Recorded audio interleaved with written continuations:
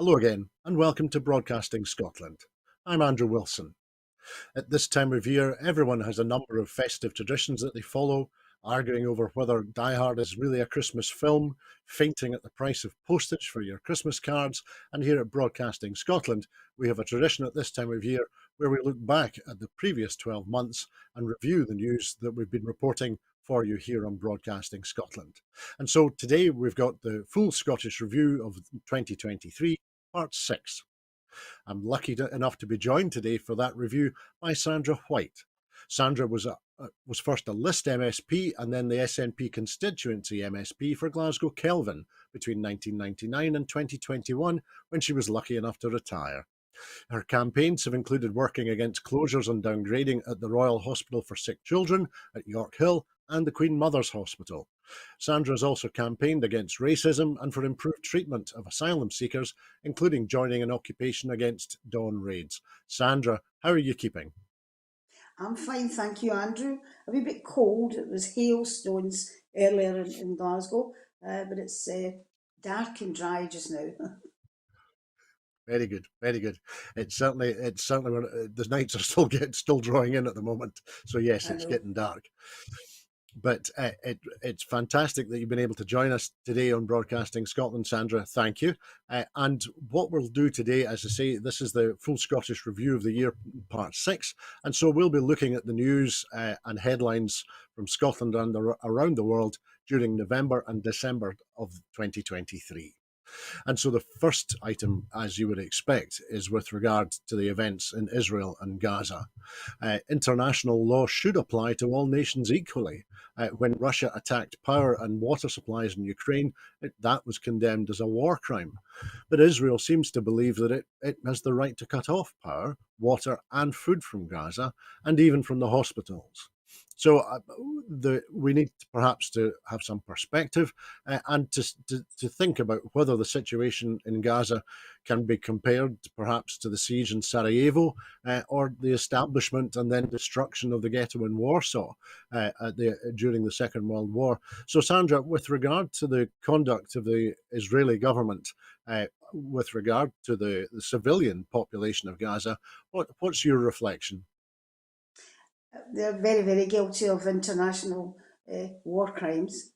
They have been guilty of international crimes for many, many years. In Gaza, when I visited, and others have visited also, electricity was cut off, water was cut off, sewage pipes were broken, and raw sewage was allowed to go through villages. So they've been doing it for very, very many years. The difference, I think, now is obviously they call it a war, and the whole world can see exactly how the people in Gaza and Palestine, the West Bank also, are being treated by the Israeli government and obviously by the IDF, who basically seem to have carte blanche to be able to shoot civilians. And I saw a clip today where basically they denied the fact that even though Leah Moran, whose relatives are in the Christian church there in Gaza, they denied that they actually target civilians.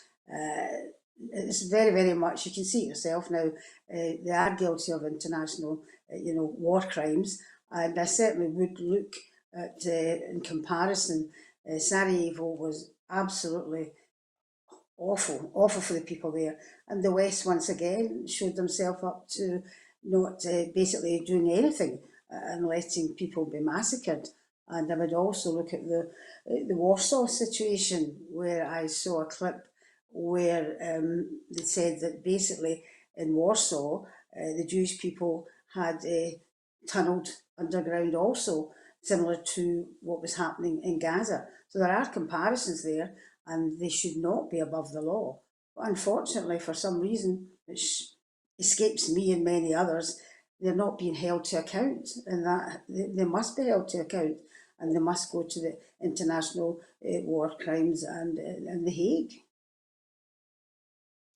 Thanks, Sandra. With regard to holding the Israeli government to account, do you think or the lack of holding the Israeli government to account so far, do you think is that in some way influenced by the public relations and finance campaigns that the Israeli government has run in a number of countries, including the UK, over the years, Mm-hmm. or is it and is it still sensitivity and an unwillingness to deal with the issues which arose, in particular in the Warsaw ghetto, but as a result of the treatment of the Jewish people during the Second World War?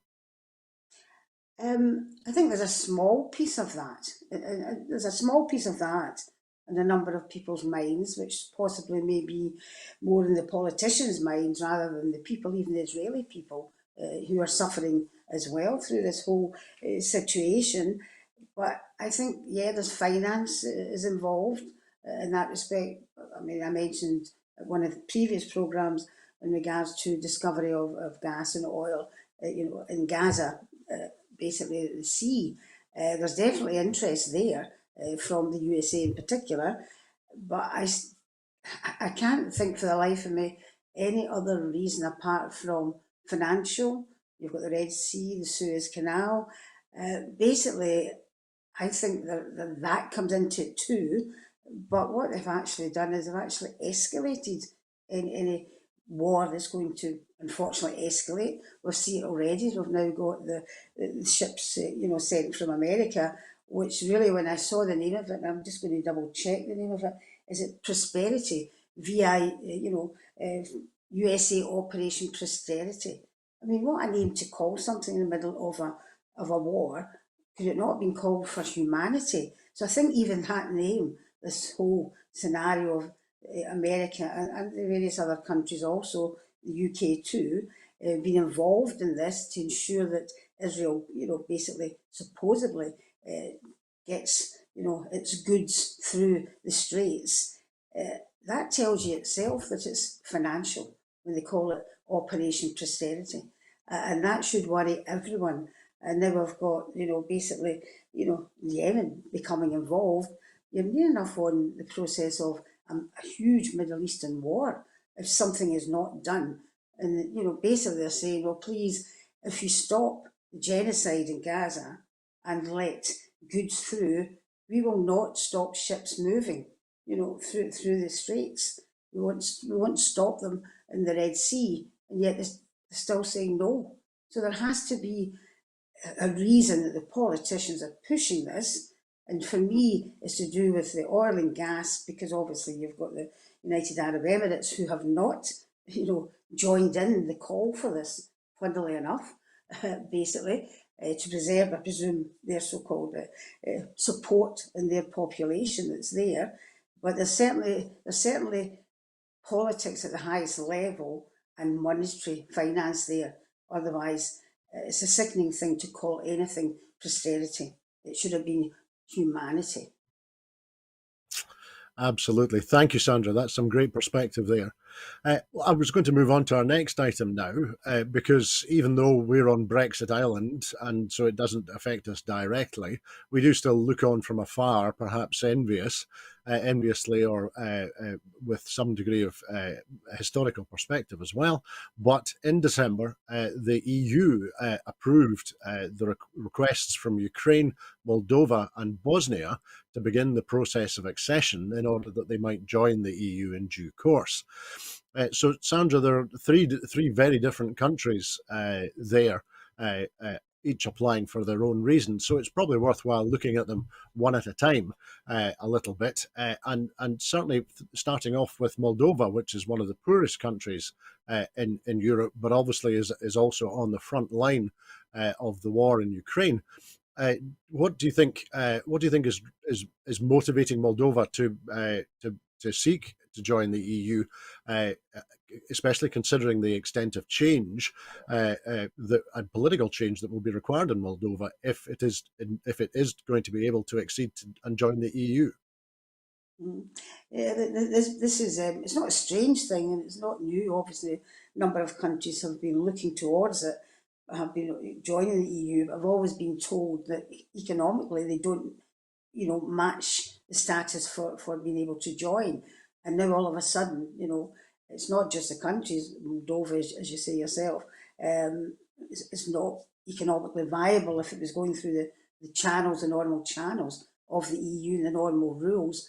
And certainly with the Russia-Ukraine situation, this is obviously for the Moldovan government and people. They believe that if they join the EU, they will be protected in some way. And it's the only reason I can think why there's a rush towards, saying, yes, we will look at you being able to join Moldova and the other two countries. But I think you've got to ask yourself, is it a good thing for them to join? Basically, I mean, I believe in the EU, but for what I've saw in the past couple of months, I'm having serious doubts if the EU really have these other countries in their own heart to improve them, or whether they wish to just extend as a NATO with the EU, which is something I've always spoken about in regards to why NATO wants to extend its boundaries. And, if the three other countries, take Moldova, talking about that just now, if they get allowed to enter into the EU, then basically other EU countries will be asked to, give more monies, obviously, Germany, France, etc., and the UK, probably, well, not the UK now. I just wonder what their motives are for pushing them forward. It's very simple to say because they're in the boundaries of Russia. You've got Estonia there as well, who's been very successful since they've had their independence. Is that the real reason, though, why they're wishing to push them forward? Because the people are frightened, the countries are frightened, so they will grasp at anything. But what is the EU's real reasons for that? And NATO's as well, which I think is always it's always there in the background in that respect. Suppose I'm posing more questions than answers, Andrew.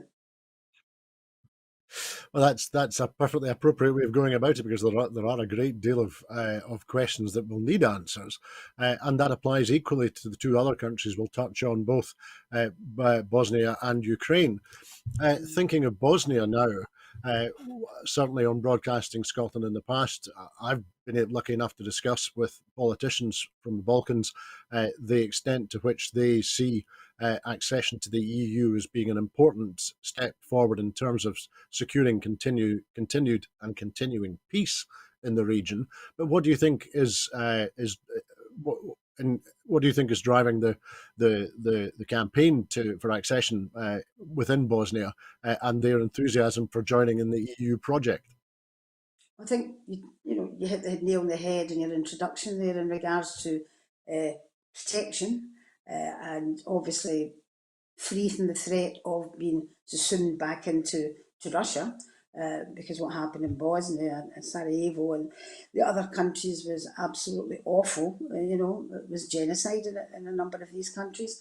So you can see the real fear of the people who want to get that protection there. But again, questions I have, as I said previously about Moldova, is it protection they're going to get, or is it another foothold for NATO to be in that part of the country, which I believe that's part and parcel of why they wish them, they're pushing for them to be able to join. But you can't disagree with the population there if they've been through the horrific crimes and what's happened in their country. And someone says, well, if you join here, we will protect you and we'll make sure you live in peace. But when you look at some of the countries round about, they're not living in peace now, even though they are in the EU. And I know that Palestine is not in the EU, basically, but there has been very, very little protection for anyone, even through the international courts or whatever it may be, the UN, which the EU is very much involved in. So I couldn't say they shouldn't join, but I wonder if it is an ulterior motive by the EU to get these other countries in and extend their boundaries to make a much bigger EU. When I voted to join the EU, it was exactly for the same reasons as Moldova and Bosnia are joining, as the rest of the European nations joined too, to stop any more wars. Well, it's not been very successful in stopping any more wars, even ones which were, supportive of the EU. And it's like a pick and mix type thing. The EU, to me, chooses to protect some countries and give them help, but it doesn't necessarily others. And I think these other countries, Moldova, Bosnia, etc., it should be asking some more questions But if you're in that position, you're really, between a rock and a hard place, aren't you? You've got really not a choice in that matter. You can tell I'm a wee bit sceptical about the whole thing, actually. Yes, of course. Yes, of course. And the last country we were going to touch on, of course, is Ukraine.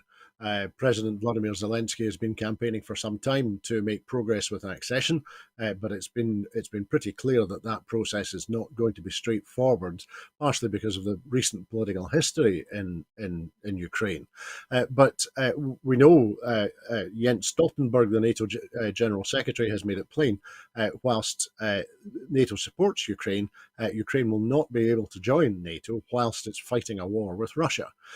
But on the other hand, in one respect, the EU has been very supportive of Ukraine in the war in Russia. The determination to increase the funding and manufacturing of weapons by the EU is one example of that.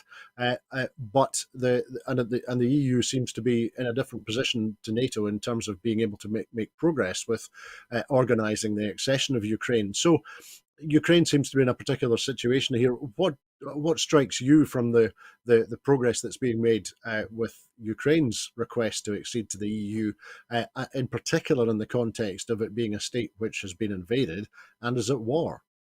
Hmm. I mean, I think Ukraine's possibly, different in a different position, and we talk about obviously the EU, and they did, stick their heels, in. I mean, that's 2 years now. The people have been suffering. Yeah, yeah, nearly 2 years. The people of Ukraine have been suffering and lost great losses of life. Basically, and yet for Crimea earlier on when Russia invaded that, they sat back, not Ukraine, but the EU, etc., NATO. They sat back and let that happen, then complained. They were warned, they knew it was going to happen, and from on there came the escalation into Ukraine in that respect.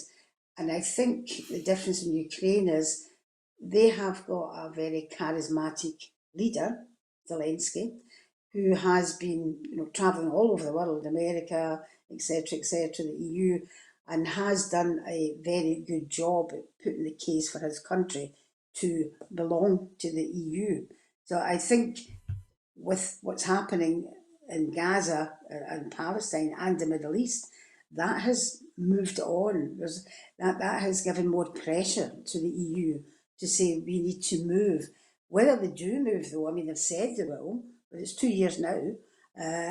How long is it going to take for them to move?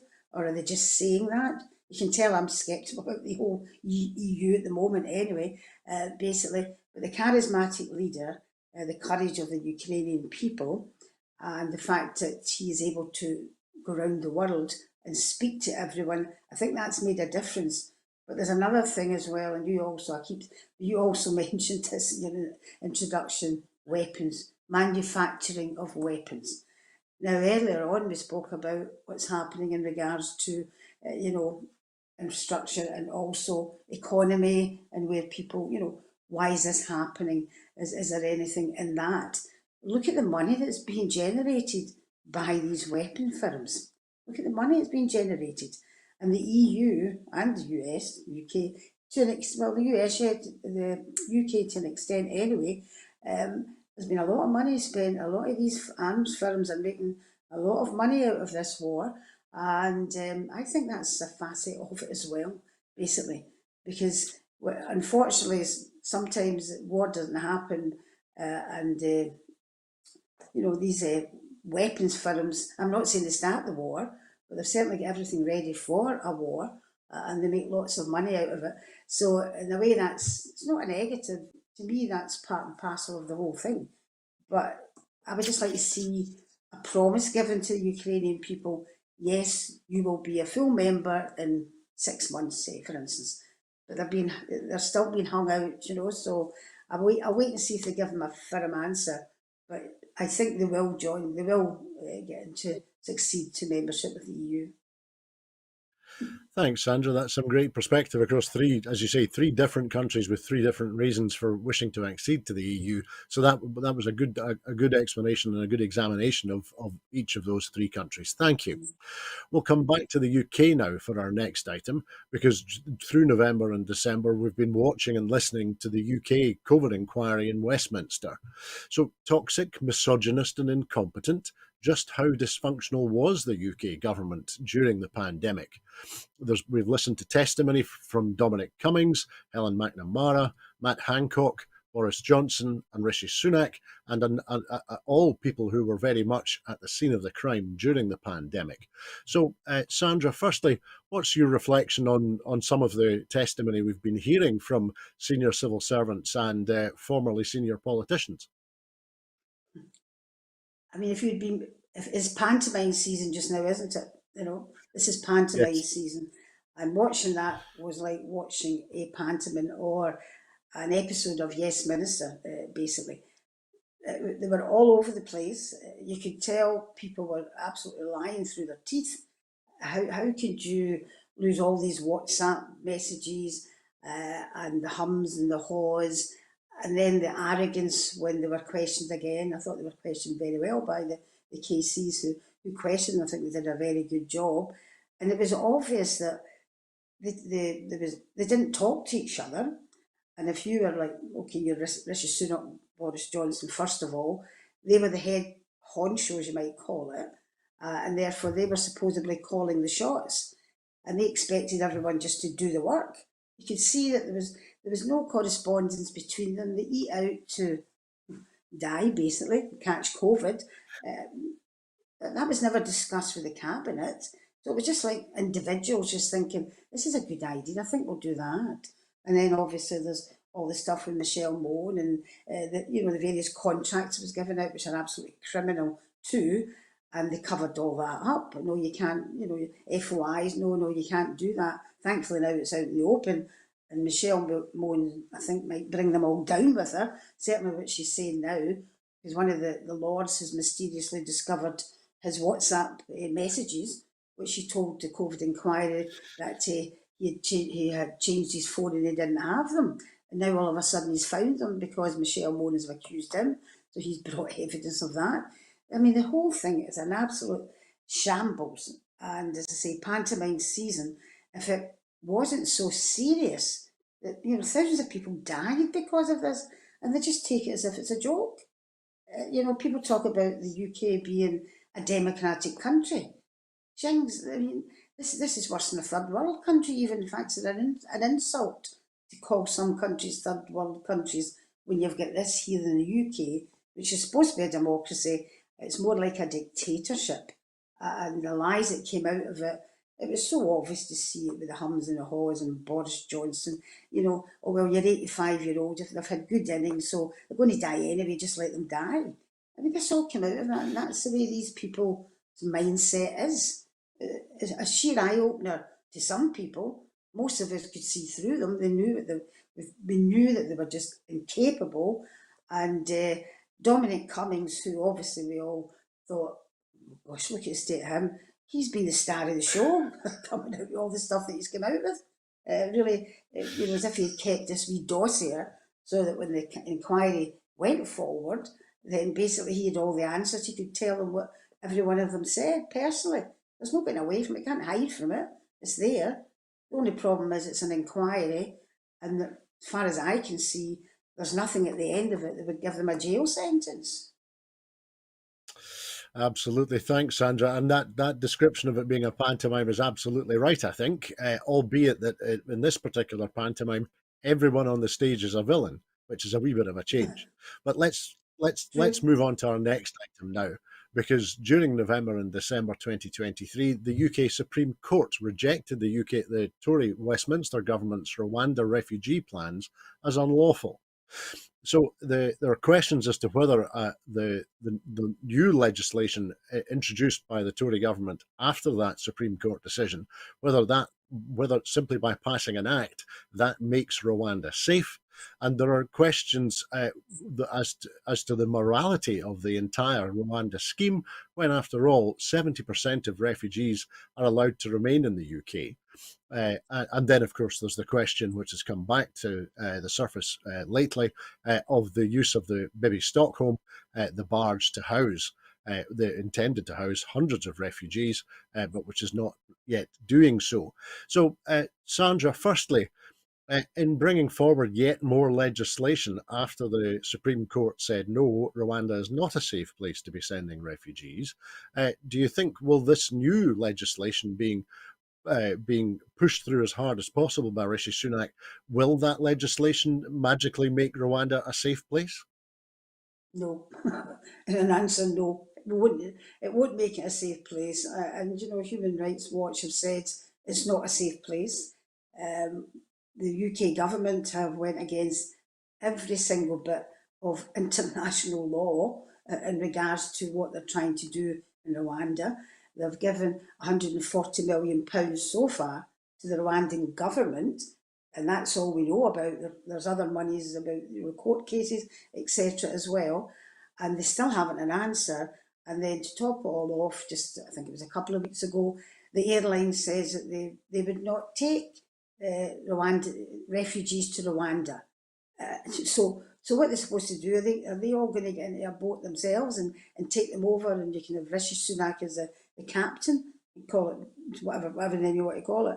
The airlines won't take them. They're saying I'm not taking them. The Supreme Court has said it's unlawful. International courts have said it's unlawful.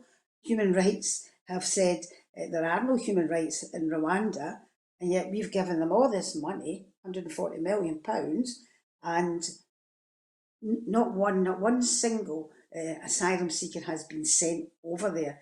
That's how incompetent this government is, and how it's like a dictatorship, because they're deciding, I'm going to do this regardless of what anyone says. And percentage of the people in the UK are against it anyway as well. So I doubt very much if it'll get off the mark in this respect. I mean, you touch on these barges.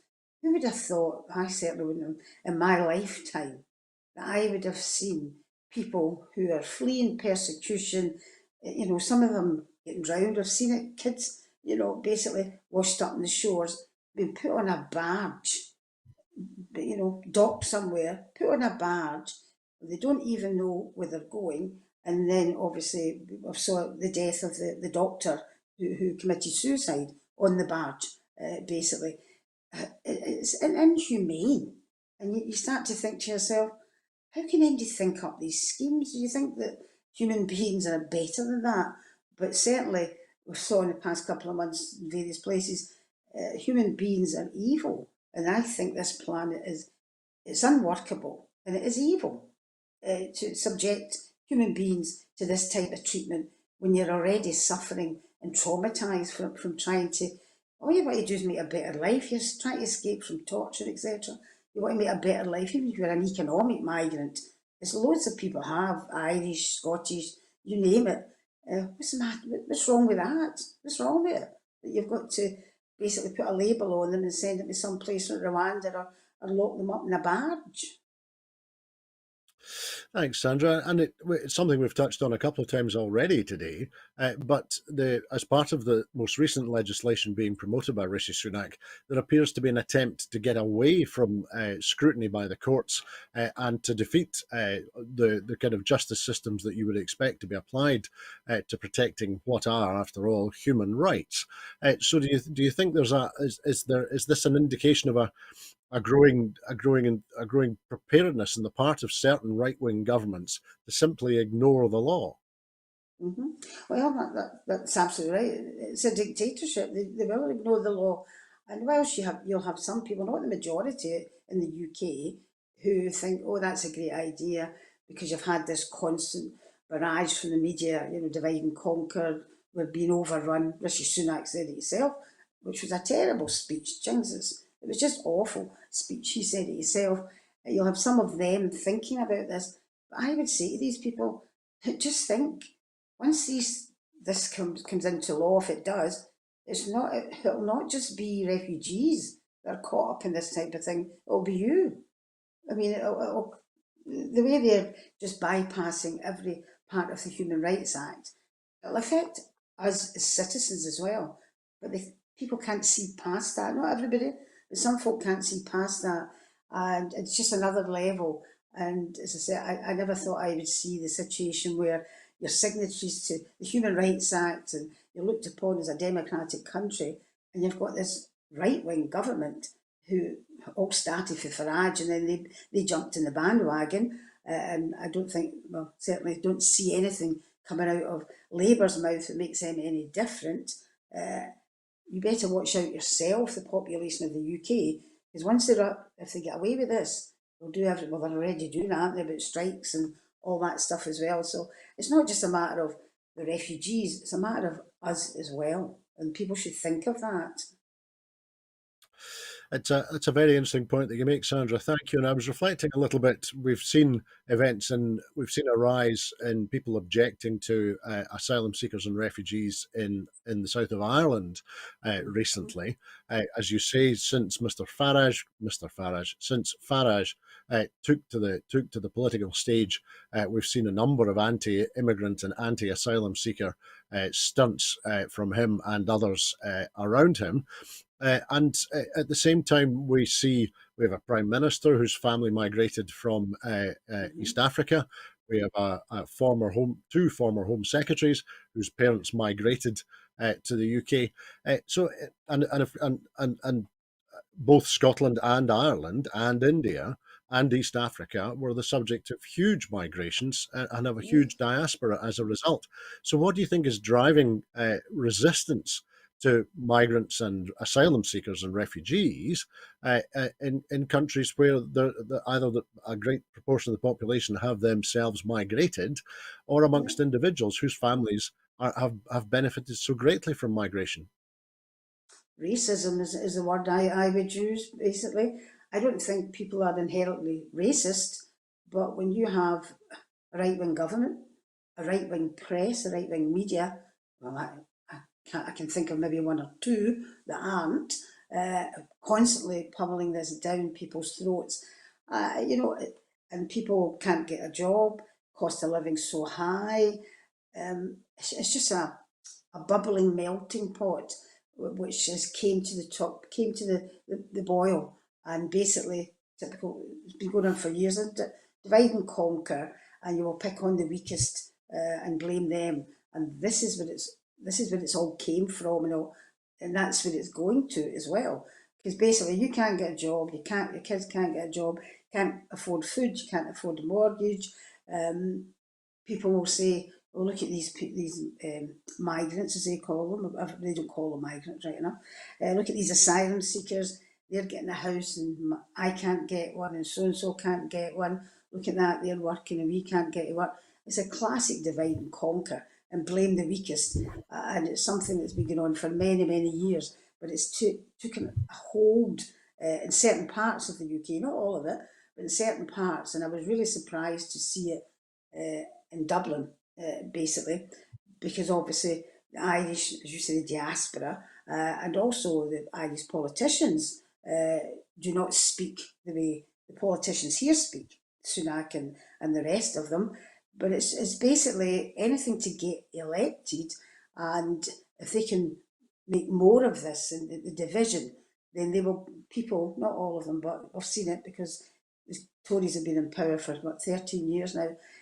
People will go to odds, unfortunately, that right wing which tells them these people are stealing your jobs, these people are coming in this country, the health service can't cope, that's why you can't get an appointment with a doctor. We know it all, we've heard it all in the press, and that's what it's all about.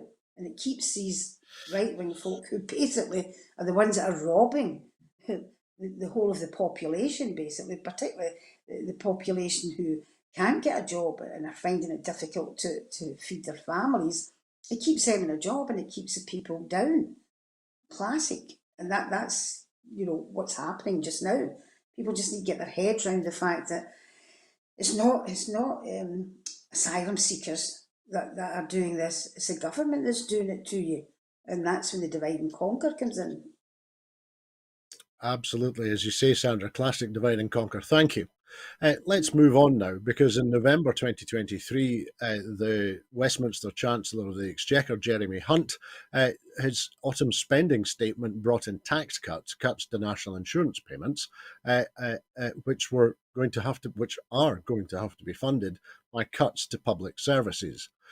In contrast, in December, the Scottish Government announced its budget, and in that budget, it announced tax increases for the highest earners in order to pay to maintain and in some cases improve public services. So, Sandra, I was wondering, to what extent does this divergence in fiscal policy and economic policy, to what extent does that reflect the way in which politics in Westminster and politics in Holyrood are also diverging and pulling apart? Mhm. Well, basically, we know that Social Security, laws that came in, and we have control over not all of it, but most of it now, half of it anyway. In the Scottish Parliament, we have done different things with it, and obviously prescription charges, etc., etc. So we believe in the Scottish Government believes in every party apart from the Tories in the Scottish Parliament believes that public services should be, funded. And under the devolution settlement, which they're always telling us in Westminster and the Tories, etc., etc., you should use the full powers of devolution. Well, at least we've got this power of devolution that we can use. So we will use it for the betterment of the people who are less well off. And certainly, I've spoken to people, you probably have as well, Andrew, and others too. I don't mind paying that wee bit extra tax if it helps people who are worse off than me. I mean, we've all been there. I've been there and had 3 kids, and you were trying to you feed them and this, that, and the other. So we've all been there. We've all had to rely, perhaps even on relatives, to help us out. So as a general population, we believe in that, and I think we should. If we've been told use your powers the way you can, then this is a way we can use that power, and we see it more of a, I suppose, Scotland is going forward more as a Nordic country. I mean, if we had more power, we could do so much about it. I mean, I'm in complete agreement with COSLA and the trade unions and others as well, where basically, these Amazons, etc., should be taxed. And that would be great, but we don't have the powers, unfortunately, in the Scottish Parliament to do that. If we had the powers to do that, then we could tax them instead of them putting their tax and money offshore. So I think the divergence is the fact that we care about public services.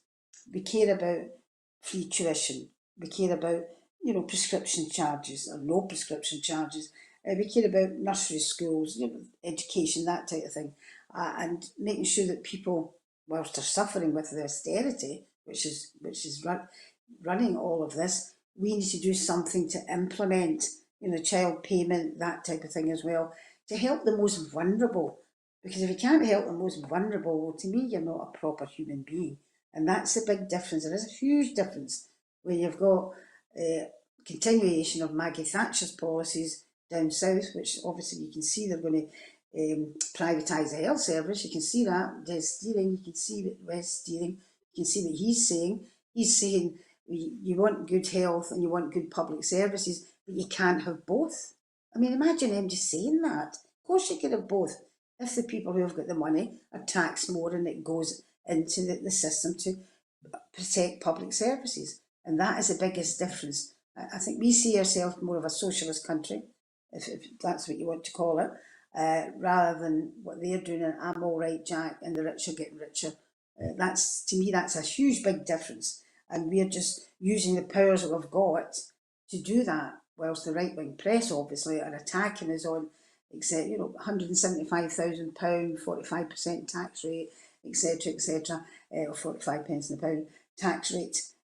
If you were earning that kind of money, I mean, when you count up what you and your kids, etc., are getting, you're actually saving money. You're not paying tuition fees, you're not paying prescription charges, that type of thing. But you should be looking after the most vulnerable. That's what humanity is. Thanks, Sandra. Now, and again, some great perspective there. I'm really grateful to you. I was going to move on now to our next item because during November and December we saw the COP28 meeting in the United Arab Emirates.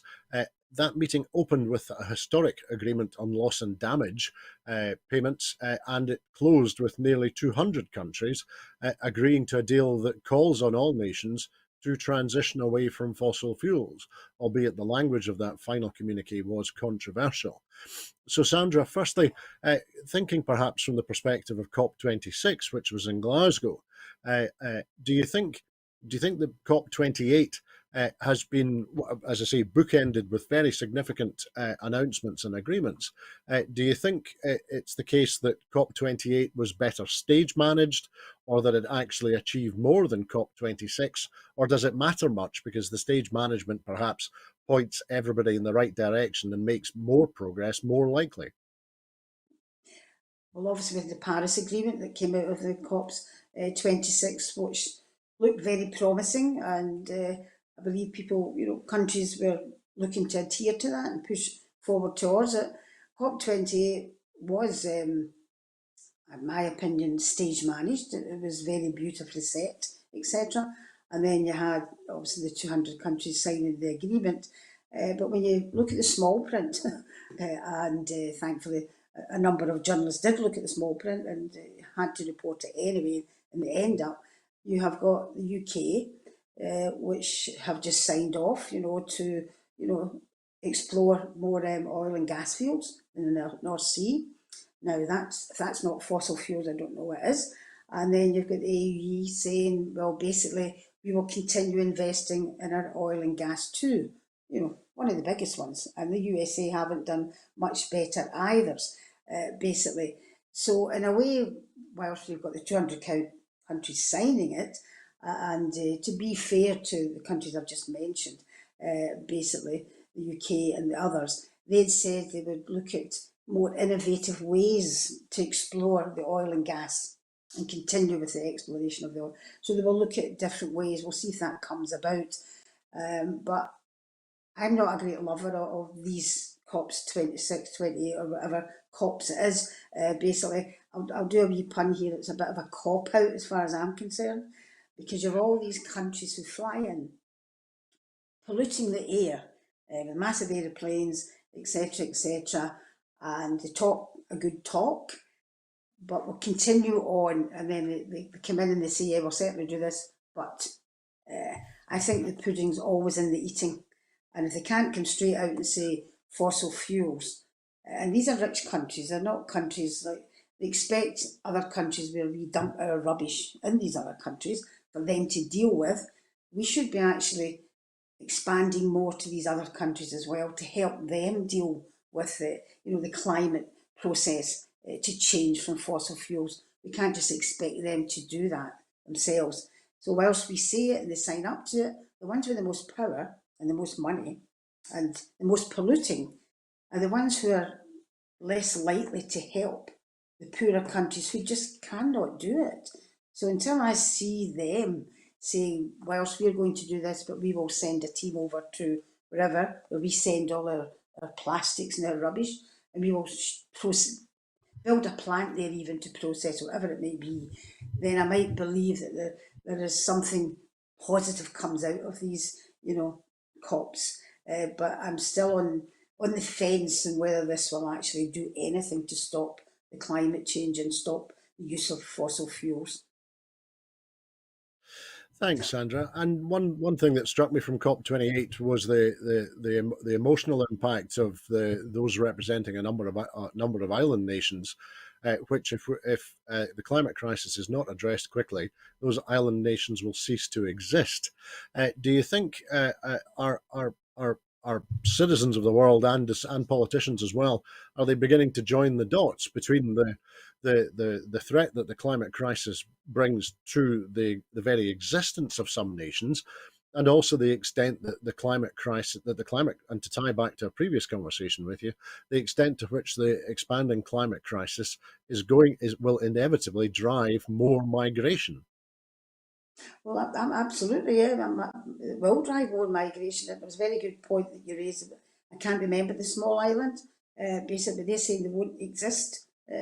Yeah, that's absolutely correct, and that's, I suppose, in a way, if you're having these conferences, at least these smaller nations who are actually very much in dire straits of ceasing to exist, have been able to, be there and showcase the situation they've got in their country. So in one way, that's a very positive thing for them to be able to do that. But then, if this happens, and the larger countries, as I've mentioned before, with most money and who are more polluters, don't start to do something positive in these other nations, then yeah, you will have migrants. Yeah, you will have migrants, environmental migrants. I mean, I remember the Green Party talked about this many years ago, about the fact that the environment will cause migration and asylum seekers, and folk laughed at them, but it's not. It's true, and that will definitely happen. Because where else can they go if their island is submerged under the sea? Where else would they go? Of course, it'll create that. And what are they going to call them? Asylum seekers, economic migrants, environmental migrants. Well, it's happening just now, and it will continue to happen. Absolutely, Sandra. Thank you for that perspective. And yes, I think it was representatives of the Pacific Islands in particular, Yeah, but as you yeah, say, a yeah. number of small island nations which are under threat. But let's move on now, because during December, the Scottish Government's International Network annual report showed that the work of that network has a positive benefit to the Scottish economy. But almost as if by magic, and certainly clockwork, immediately thereafter, the new Westminster Foreign Secretary, Lord David Cameron, threatened to block Scotland's access to UK diplomatic services and appeared to threaten to put very much a spanner into the good works that the international network has been doing for the Scottish Government. So, Sandra, what do you think David Cameron's writing to Angus Robertson and his hissy fit? What do you think that tells us about the perspective that we're seeing from Westminster and the priorities of the Foreign Secretary, for that matter?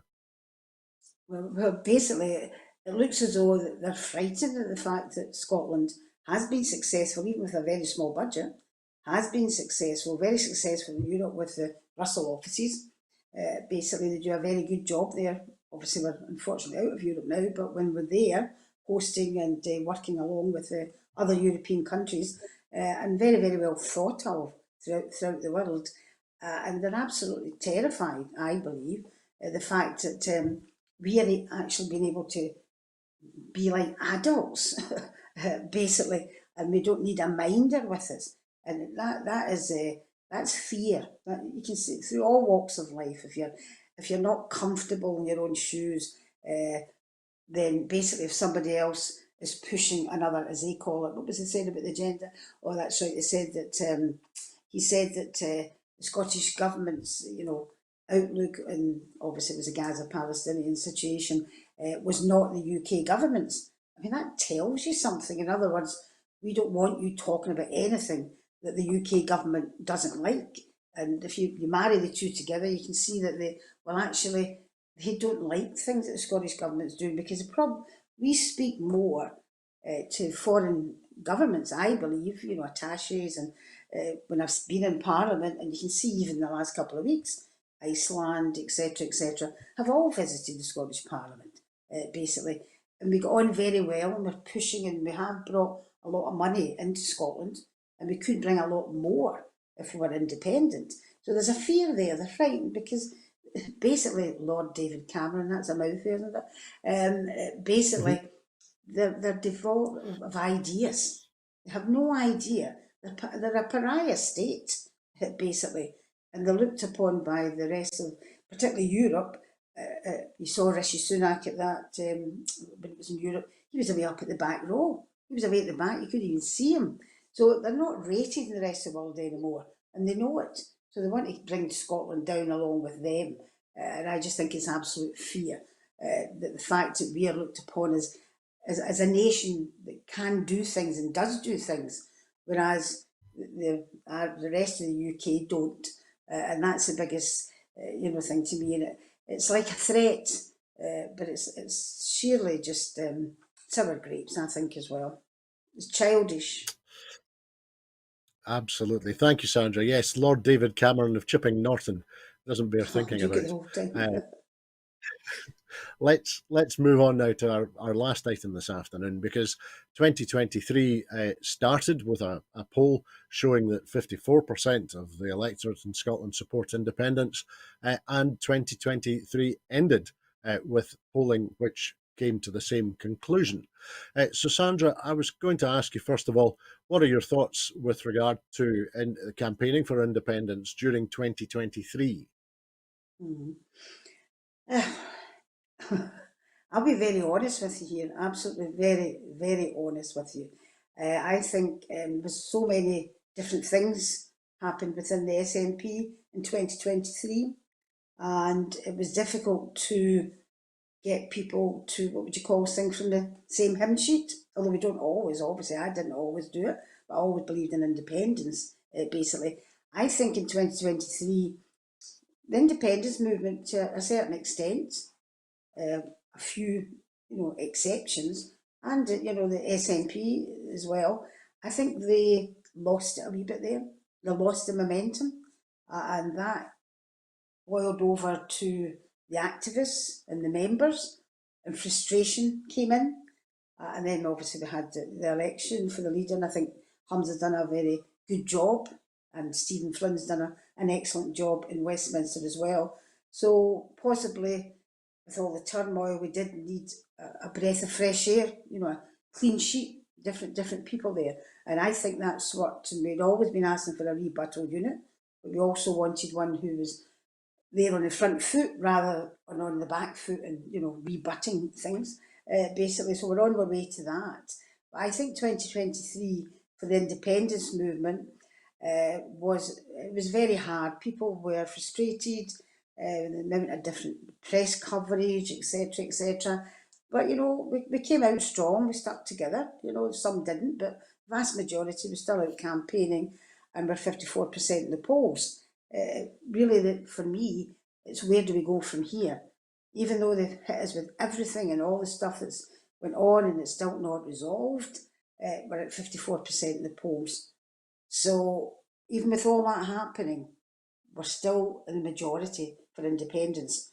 Now we've got to make sure we keep there and obviously extend it, but capture and find out where we go from here. Because there's no point in just sitting on your laurels, even after a very difficult year. We have to push and decide what are we going to do for independence. Because it looks like the UK government won't move, or anything at all. So there's some clear thinking and some hard thinking has to go on for, well, obviously Rishi Sunak said 2024 now, isn't it? Definitely going to be a general election, not 2025. So we've not got a long time, but we need to definitely get it together. So I think we're, even though the turmoil, to be 54% is pretty good, really.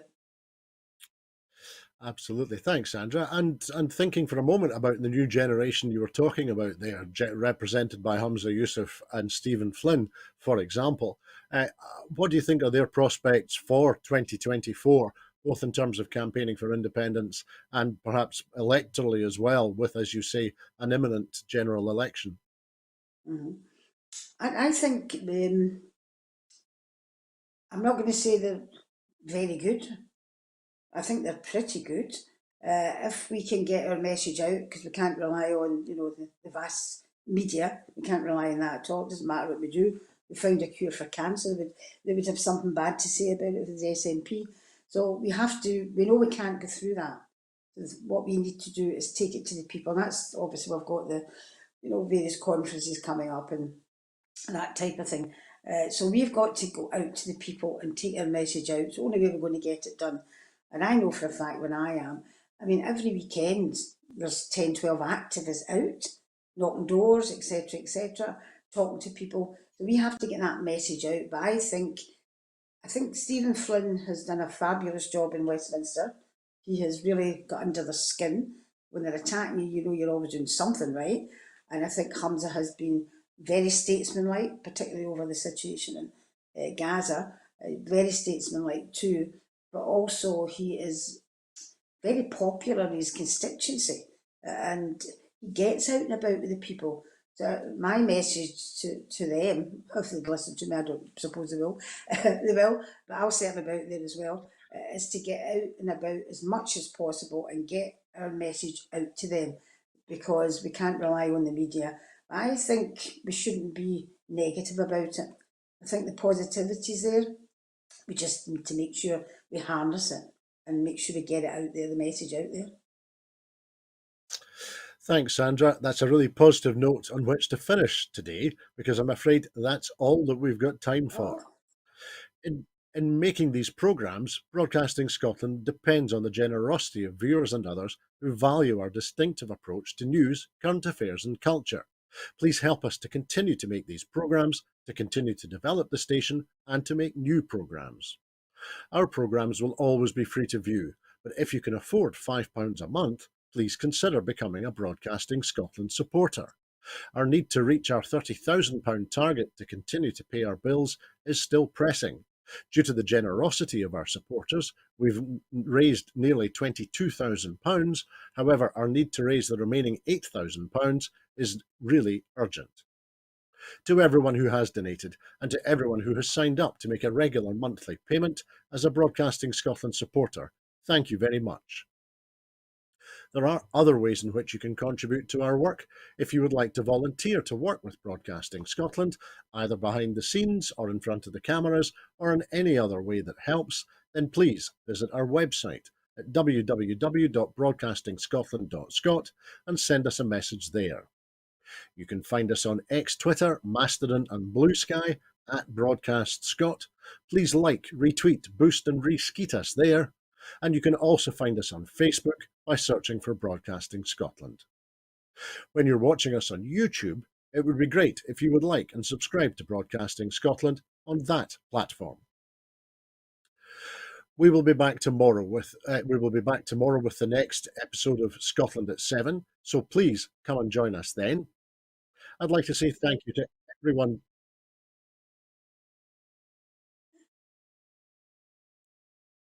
I'd like to say thank you to everyone who's been watching today, and a very special thanks to our very special guest, Sandra White. thank you, Andrew.